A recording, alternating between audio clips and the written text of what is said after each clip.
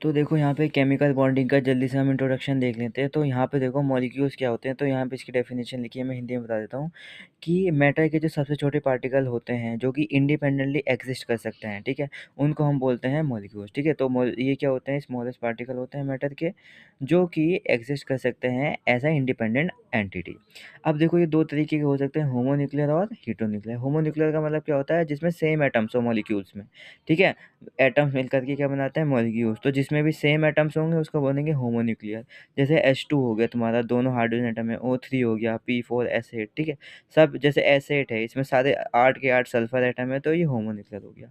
हीटेरोन्यूक्लियर का मतलब क्या है, इसमें डिफरेंट डिफरेंट एटम्स हों मॉलिक्यूल में, जैसे कि HCl हो गया, H2SO4, HNO3 हो गया, एक्सेट्रा, ठीक।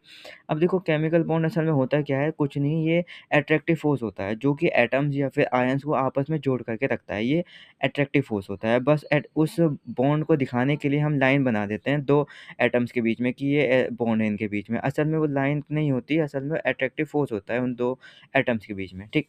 अब ये बॉन्ड फॉर्मेशन होता क्यों है, तो ताकि जो है देखो बॉन्ड फॉर्मेशन होता है तो उससे क्या होता है कि जो मॉलिक्यूल है उसकी एनर्जी कम हो जाती है। तो एनर्जी कम हो जाती है तो उसकी जो स्टेबिलिटी है वो सबसे ज़्यादा हो जाती है, ठीक है, स्टेबिलिटी बढ़ जाती है। अब हर एक मॉलिक्यूल चाहता है कि उसकी स्टेबिलिटी क्या हो जाए, कम हो जाए। तो मिनिमम एनर्जी हो जाएगी तो स्टेबिलिटी क्या हो जाएगी, ज़्यादा हो जाएगी। अब टेंडेंसी टू डिक्रीज़ रिएक्टिविटी। अब भाई वो पहले जो है ना सिंगल एटम था तो इधर-उधर दूसरे से कंबाइन हो रहा था, ठीक है? लेकिन अगर वो उसका बॉन्ड बन जाएगा तो उसकी रिएक्टिविटी क्या हो जाएगी, घट जाएगी। तीसरा ये tendency to achieve noble gas configuration, यानी कि जैसे कि 2 ये हाइड्रोजन है, ये हाइड्रोजन है, इसके आउटर मोशन में 1 इलेक्ट्रॉन होता है, इधर भी 1 इलेक्ट्रॉन है। ये एटम है, ये एटम है। तो इसने क्या सोचा भाई आपस में क्या बना लेते हैं, बॉन्ड बना लेते हैं। तो उन्होंने आपस में बॉन्ड बना लिया। इस बॉन्ड को वैसे तो हम बोलते हैं जो इलेक्ट्रॉन की शेयरिंग से बनता है इसे बोलते हैं कोवेलेंट बॉन्ड। अब ये बन गया मॉलिक्यूल और जभी भी बॉन्ड बनता है तो एनर्जी रिलीज़ होती है, ठीक? अब तुम देखोगे इनमें टोटल कितने इलेक्ट्रॉन हो गए, जैसे इसमें बात करूँ तो 2 हो गए। 2 इलेक्ट्रॉन हो गए यानी कि नियॉन के पास सॉरी हीलियम के पास भी 2 इलेक्ट्रॉन होते हैं, तो नोबल गैस कॉन्फिगरेशन आ गई, ये स्टेबल हो गया, ठीक?